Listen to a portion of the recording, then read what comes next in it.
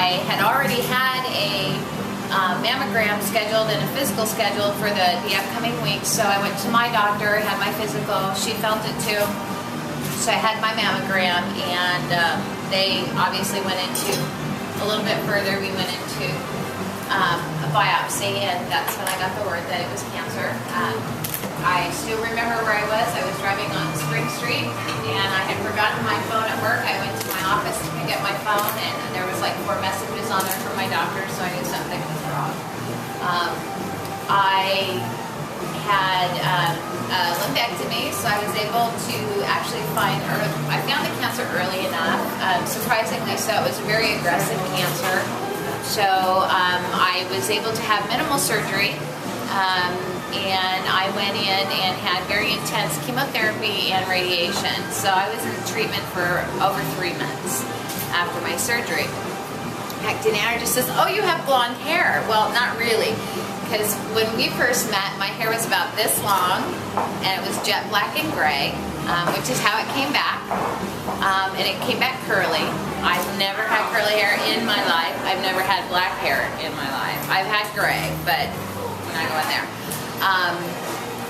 So it's now been, this November will mark my 3rd year cancer-free. I'm really excited. It's not something that really ever goes away.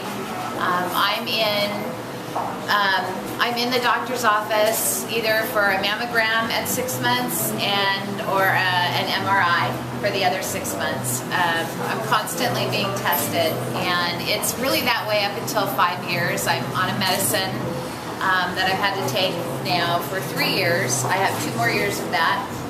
The 5-year mark is really the freedom mark. You go back to your normal testing like everybody else does once a year. I can't express the importance, though, of early detection and going in there. Like I said, it doesn't run in my family at all, and so that was a huge shock. But, you know, attitude is everything as well.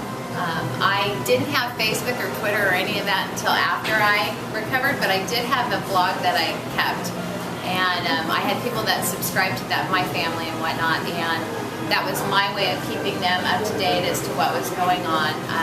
You go through huge trials and tribulations to going to a restaurant being called a man, and, you know, with no hair, and yeah, people are just rude sometimes, but it's all good. I mean, I'm here. Yeah, I'm thrilled. I'm gonna be 50 next year, and I can't wait. Bring it on. Bring it on. And my hair did come back, although it is still technically jet black and gray, but it cost me a lot more to dye it, but it's worth it. And the curl went away, so it's back to, this is what my hair used to look like. So anyway, but it's quite a ride. Well, cheers to you. Thank you. Melissa, do you still have your water?